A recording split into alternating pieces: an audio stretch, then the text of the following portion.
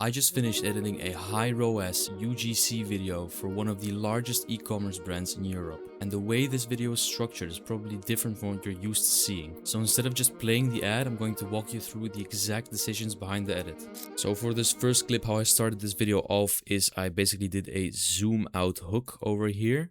As you can see, all I did to do this was I keyframed the size at the beginning of the adjustment clip, which is 10 frames long, and at the end I keyframed the beginning at 2.3 and the end at 1.0, and I splined it like this. Now back in the edit page, what I did over here was I simply copied this footage over here and I added a magic mask to mask this guy out so I could put a animation behind him, which in this instance was a cache animation that I made.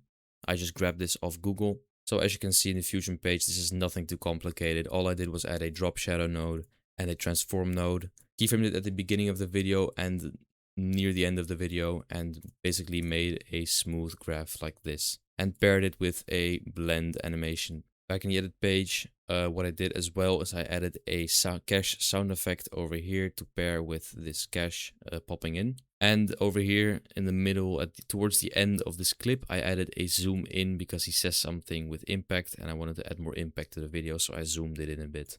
How I did that was basically by keyframing the size, going 10 frames forward and increasing the size to around 1.2, and then basically just graphing it like this. Now the next clip is just an animation that the company already made. Now for this clip, I just let the guy talk and did a simple zoom out transition over here to the next clip with, of course, a whoosh effect over here for the transition. And of course, over here, the company instructed me to use their pre-made animations again as B-roll footage to basically highlight what the people are saying in the video, in the UGC videos. So that is what I did. I added a animation of teeth being repaired and getting wider. Then I simply added a light leak transition to the next clip, which is another UGC testimony of someone that they paid, along with two simple zooms for more impact, as you can see. I'll show you how I did that in the Fusion page. So all I did to do these zooms is basically I just keyframed 10 frames forward and keyframed it to about 1.2 for the first time, and increased it from around 1.2 to around 1.3 the second time, as you can see over here. And then I simply just splined it like this. Now for the next clip, I added another UGC testimony with a simple zoom in for more impact as the last time. This next clip is basically just a regular clip with some simple subtitles that I generated using the AI subtitles function inside of Davinci Resolve Studio. I didn't really add anything over here, it's just only subtitles. Now for this next clip, again, it's just subtitles and of course added a simple zoom for more impact when he says something. Now for this next clip, it's just simple subtitles along with a simple zoom for some impact when he tries to make a point. Now we move on to the next clip, which is just, again, this street interview that they did, along with an animation that they already pre-made for me that I could just download from the Drive folder. And I basically added a simple animation to it, as you can see over here, by it simply just sliding into the screen. I'll show you how I did that in a second. And I added a camera shutter sound effect to add to that animation over here. Now I'm going to show you how I did this slide in effect in the Fusion page. So for the slide in effect, all I did is I basically keyframed it, went 10 frames forward, put this first one at the position X, I put it at 1.0, and the second one I just put it on neutral, and I splined it like this. I made it very tight because I wanted it to slide in as fast as possible. Now back in the edit page, I'm going to show you what I did for the next clip, which is simply just some subtitles with him explaining the product. Over here, added a camera shutter sound effect along with a pop-in animation showing teeth repairing themselves with the product that they're trying to sell, which is chewing gum. I'm going to show you how I did that slide-in animation. I did it practically the same way like I did before.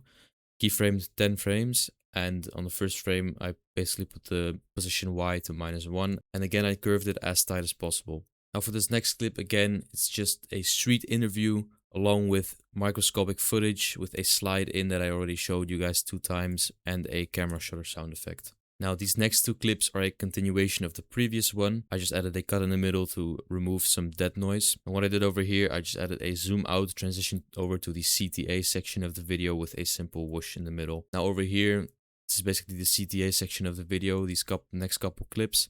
And here he's just giving some vouchers, giving you 40% off, etc., etc., 30-day guarantee, stuff like that. And the only thing I did over here, just add some captions and basically got all the dead noise out, and that's pretty much it. Now for this next clip, this is the actual CTA, the actual buy now section of the video. And how I did this is I basically just transitioned this into this next clip over here with a simple slide transition. I'm going to show you how I did that. So for this instance, I added an adjustment clip of 6 frames over on the left side of the transition. And as you can see, I basically just keyframed the position X at 0, moved it 6 frames forward, keyframed it at minus 0.5, and I think I graphed it as tightly as possible. Yeah, I did again. Now I'm going to go back to the edit page. I'm going to show you the second part of it, and it is basically going to be the exact same thing, only this time I keyframed the beginning with 0.5 instead of minus 0.5 at the end of the previous clip. And again, keyframe graphed it as tightly as possible. Back in the edit page, I'm going to show you guys how I did this cool animation with subscribe and then the mouse cursor click. We're going to open the Fusion page for this.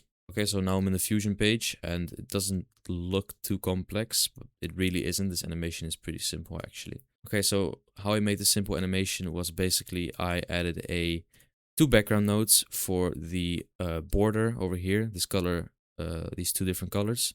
So this section over here is basically these two, so this in color and this out color over here. Then I added a transform node to basically keyframe, to basically animate the bouncy animation, the pop-in animation, this animation over here.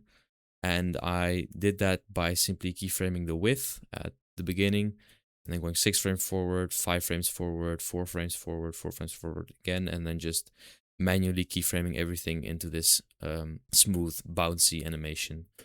So what I did for this text animation, I started it a bit later because I didn't want the text to appear out of thin air. I wanted to actually appear on the background. I keyframed the 8th frame over here. I went 5 frames forward again and went 5 frames forward again. At the beginning, I set it to 0, then in the middle one to 0.5, and at the end, I set the opacity to 1. Then I graphed the opacity like this.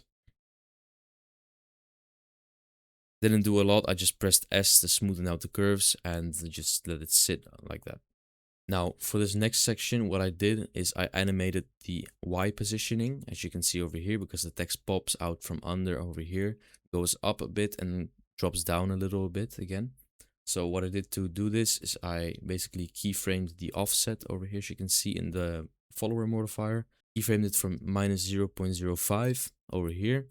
Keyframed it to go a bit above the 0 over here. So I keyframed it at 0.03-ish over here to go a bit above the 0. Then I set the Y position to 0 again to basically make it drop into a neutral stance over here. And how I splined this is pretty simple as well. All I did is I pressed S and I tried to make it look like one big curve, as I did with the opacity over here. Now for the mouse section, I just downloaded this online of somewhere. I don't even know where I downloaded it from, to be honest. Added a drop shadow and a transform. This transform is where I did the animation, so I keyframed the animation over here. Basically had the mouse positioned all the way down here. Then the mouse goes up over here. Then I keyframe the size to make it look like a mouse click. So keyframe the size, zoom it in a little bit and zoom it out a bit again, so it really looks like a click. So how I did this, I keyframed the animation, so the beginning position animation, I just keyframed like this, like so. Made a graph that looks something like this. Now for the size, all I did was I basically just pressed S and smoothed it out, and then I just straightened out all the lines, all the curves. I straightened it out to make it look like one big graph again.